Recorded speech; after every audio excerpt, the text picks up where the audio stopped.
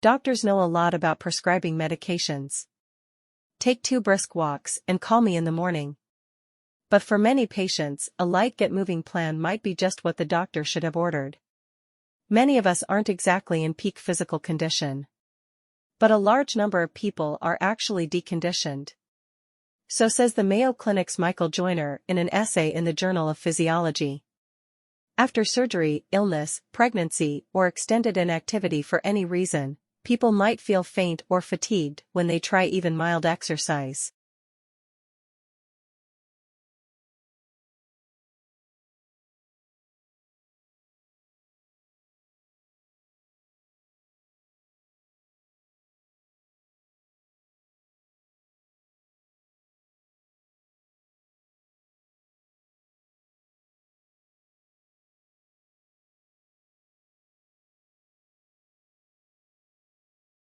These signs, Joyner argues, should be recognized by doctors not as symptoms that should be treated with drugs, but rather as a medical state of deconditioning that might be better helped with a gentle, guided exercise program. It might sound counterintuitive that fatigue can be beat back with exercise. But remember Newton, Isaac, not Fig, a body at rest stays at rest. And a body in motion needs to resist external forces acting upon it that might slow it down.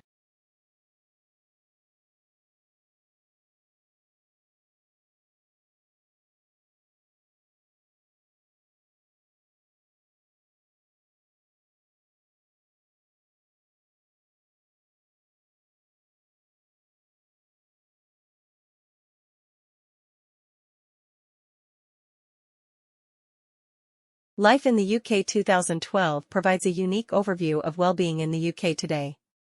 The report is the first snapshot of life in the UK to be delivered by the Measuring National Wellbeing Programme and will be updated and published annually. Well-being is discussed in terms of the economy, people, and the environment. Information such as the unemployment rate or number of crimes against the person are presented alongside data on people's thoughts and feelings, for example, satisfaction with our jobs or leisure time and fear of crime. Together, a richer picture on how society is doing is provided.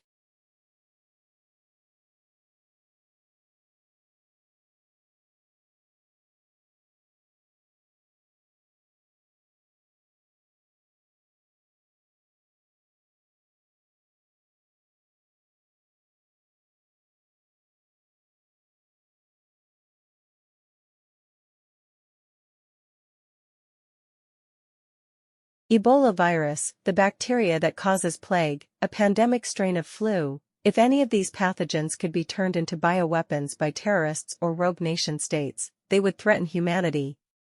Most life scientists have little awareness of biosecurity issues, according to a National Academies report released today. And it says there are multiple shortcomings in the systems designed to stop potentially risky research from being published.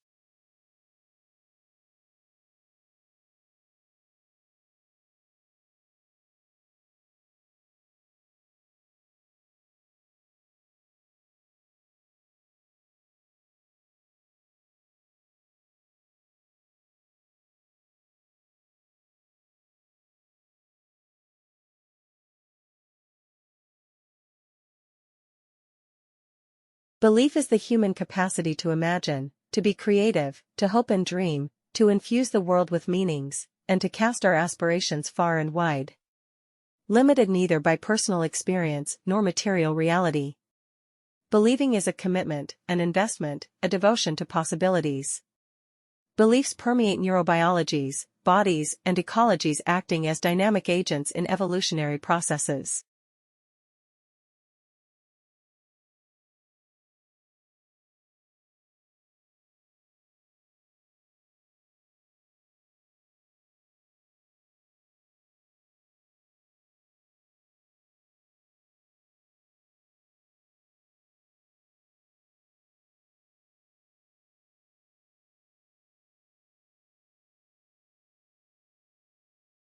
In this tutorial, we will show you how to find specific journal articles using the library catalog.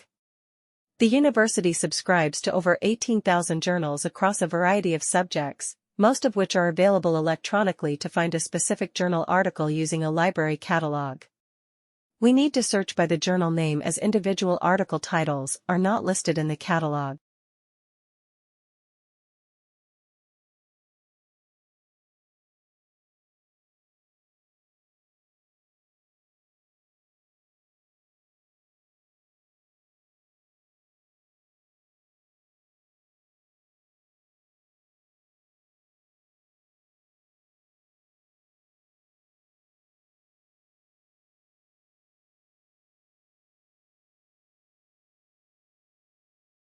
The thing that makes it difficult is because even if life had evolved on Mars, the chances of being preserved are very small. If we use Earth as a reference and our planet is teeming with life, yet it rarely preserves evidence of life of the fossil record. And the focus now is on exploring for habitable environments. If you're looking for water, a source of energy, either solar energy or thermal energy or chemical energy, and then organic carbon, assuming life as we know it on Earth based on carbon. So those are sort of the three things that we're looking for in the course of our mission.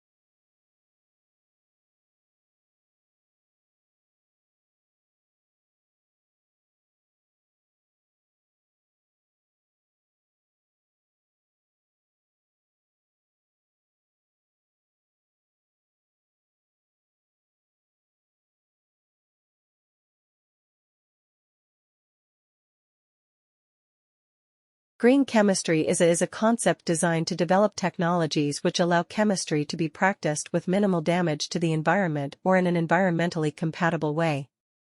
And it's meant to cover both chemical processes and chemical products. The center, if you would, set up about 7 or 8 years ago, and the idea was to provide a hub of activities that covered fundamental research work, industrial collaboration, but also educational developments. So we work with schools and on public projects as well, and also networking. So we network out to well over 1,000 people around the globe.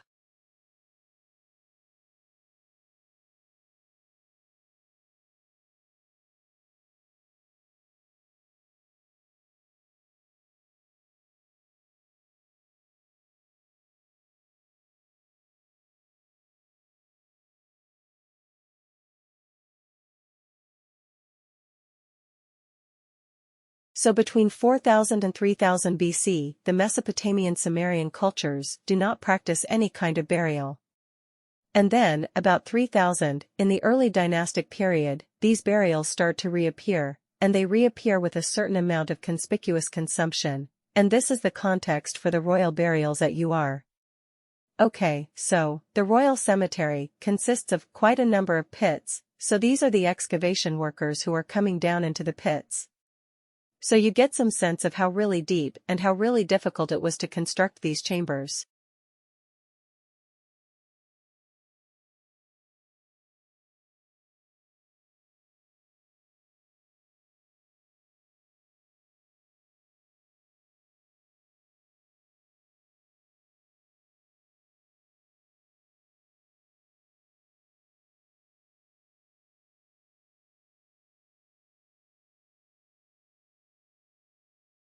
Perhaps you remember the dire predictions from the analysts. The fall-off in housing threatened to drag down the entire economy. High energy prices put the kibosh on consumer spending. Runaway inflation was poised to take off. David Weiss is an economist at Standard & Poor's. He says in the end, none of those things happened in the final 3 months of last year.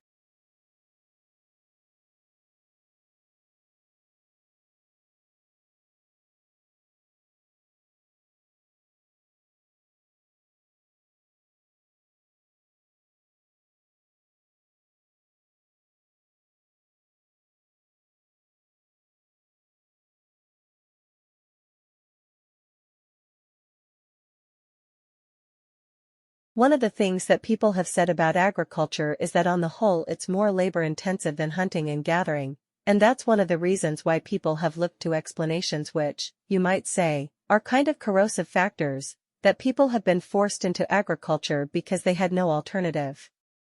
That is ultimately what may happen. But at the very beginning it could be that agriculture was developed because people wanted special status foods for feasting, that it was actually a social need.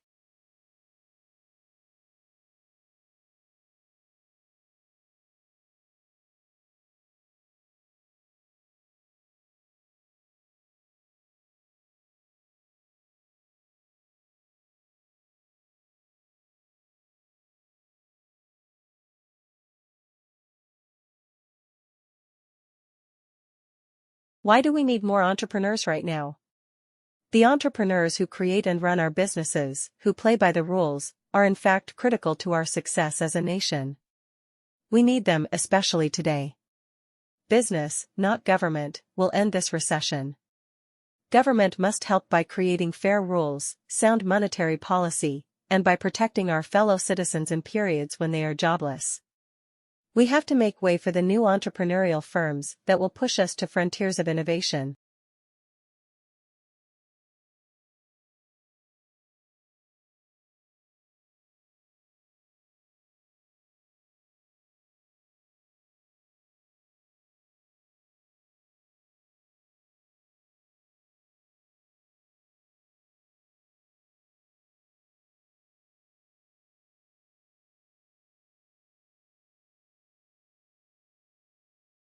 The ocean has been getting bluer, according to a study published in the journal Nature.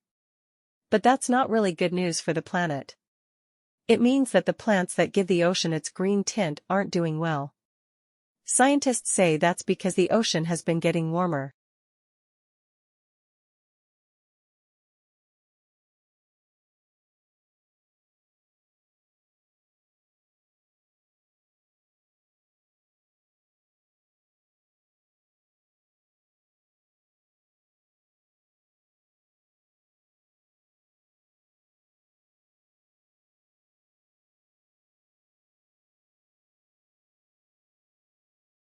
Obese people have higher risks for diabetes, heart disease, arthritis, and injuries in car accidents? Yes, in part because they're far less likely to wear a seat belt.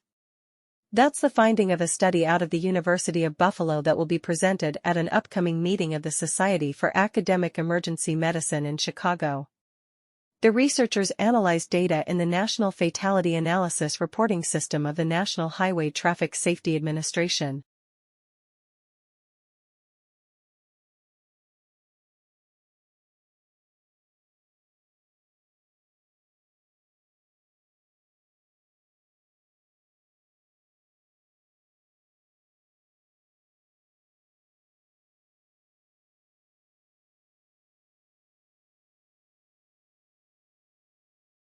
It's not easy being yellow. Bananas now face two separate fungal epidemics, which threaten to pluck the fruit off of our tables.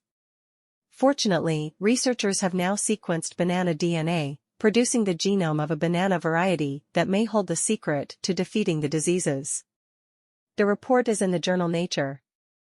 Today, half of all bananas, including the ones you probably buy, belong to the Cavendish variety, whose popularity stems in part from having no seeds.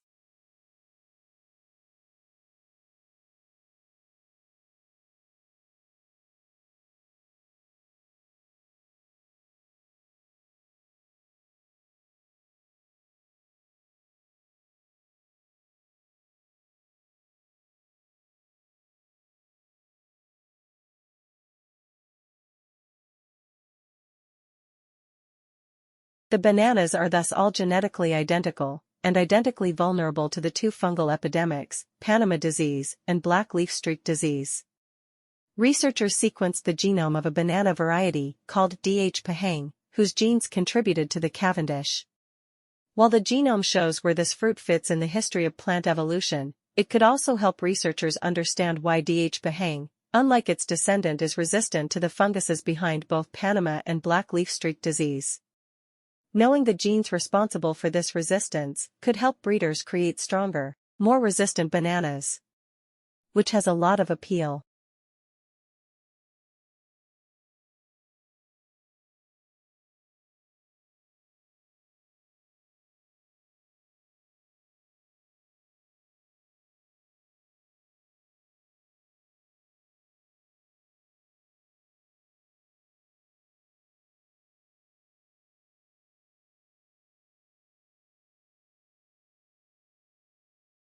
Interesting sound. I would have guessed a Wild West performer was practicing with a bullwhip while also vacuuming. But no. That sound is apparently produced by the aurora borealis, the northern lights. Since 2000, researchers at Finland's Aalto University have been collecting audio as part of what's called the Auroral Acoustics Project.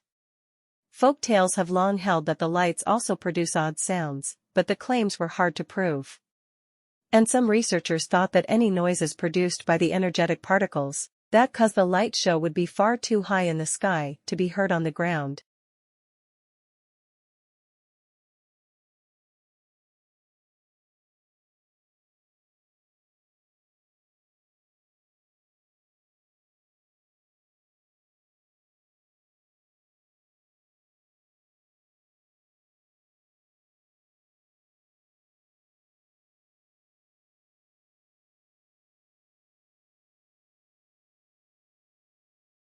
And not all cues were equally effective. When the human approached but did not touch the smaller portion, dogs ignored the attention-drawing gesture. For a social signal to influence behavior, it had to demonstrate intention. And the most effective cues also involved communication, such as looking from the food to the dog and back while talking encouragingly. For dogs, choosing a bite may depend on another's bark.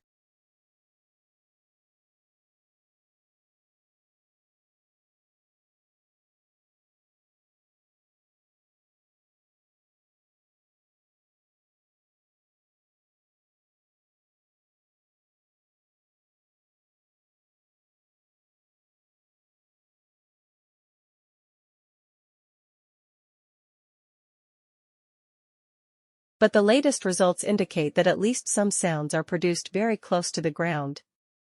A setup of 3 ground-based microphones allowed researchers to estimate that the sounds occur perhaps just 70 meters up. The results were just presented at the International Congress on Sound and Vibration in Vilnius, Lithuania. More information about the sounds of the northern lights could lead to a more complete understanding of the phenomenon, so if you see an aurora, keep your ears open.